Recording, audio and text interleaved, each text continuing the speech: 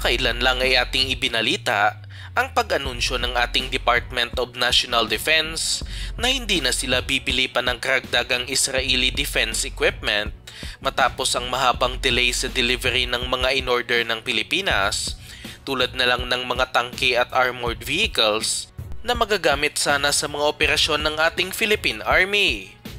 At ayon sa Max Defense, ibibigay na lang ang mga susunod pang mga proyekto sa ilalim ng Horizon 3 ng AFP Modernization Program sa isang European country at sinasabing ito ang bansang France na nag-offer din ng kanilang mga defense equipment para sa ating hukbong sandatahan.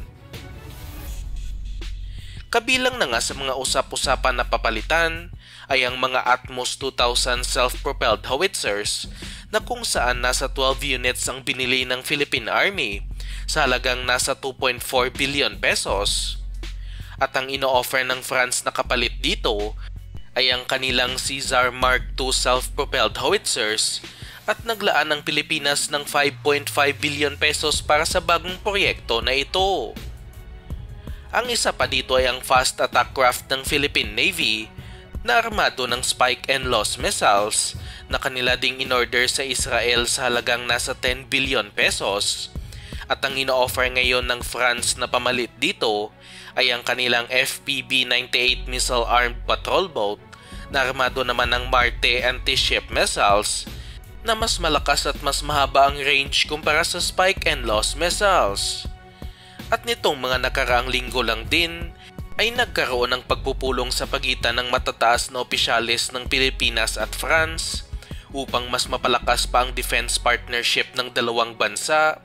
at isa na siguro itong pamamanhikan sa Pilipinas na sana ibilhin ng ating bansa ang kanilang mga defense equipment. At base sa ating nakalap na impormasyon, isa pa nga sa pinresinta ng France para sa ating hukbong sandatahan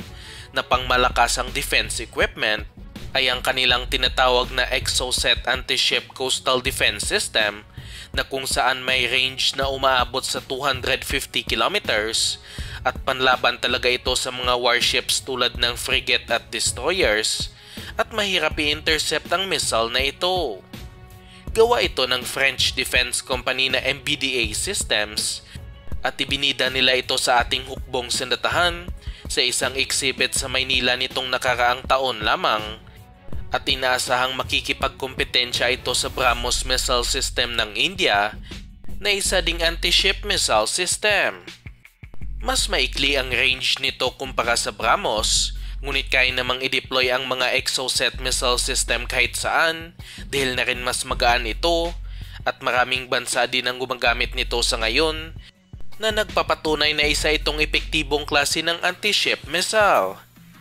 Pinaplano ng Pilipinas na bumili pa ng karagdagang nasa 9 na batteries ng anti-ship missile system at umaasa tayong hindi puro BrahMos ang bibilhin ng ating bansa dahil hindi maganda na isang supplier lang mayroon ng Pilipinas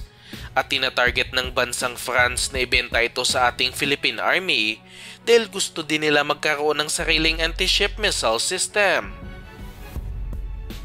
Kailangan ng Pilipinas ang mga ganitong klaseng defense equipment dahil hindi naman kayang tapatan ng ating Philippine Navy ang napakalaking armada ng China kung sakaling magkaroon man ng armadong engkwentro at ang mga anti-ship missile system ang isa sa ating magiging pangunahing pangdepensa sa bansa.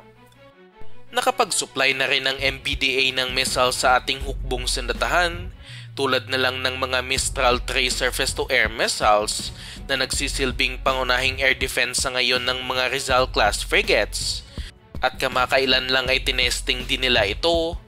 na kung saan matagumpay namang natamaan ang target. Nasa plano na rin nakakabitan nito ang mga paparating na mga Raha Sulaiman class offshore patrol vessels na kasalukuyang ginagawa sa South Korea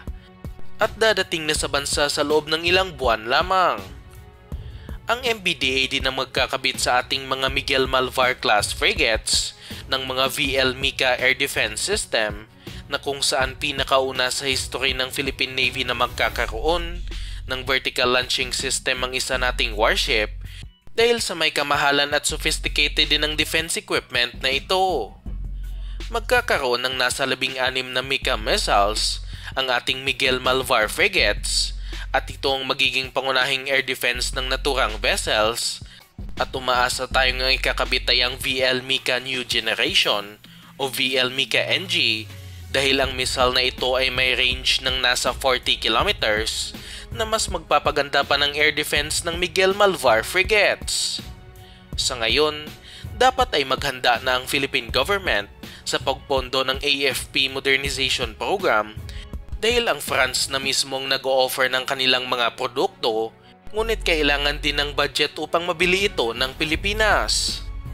At isa na nga sa pinakamalaking offer na defense equipment ng France sa ating bansa ay ang kanilang Scorpene diesel attack submarines na kung saan sinasabing nagkakahalaga ng nasa 72 hanggang 90 billion pesos at armado din ito ng Exocet missiles at kailangan ng napakalaking pondo para sa proyektong ito.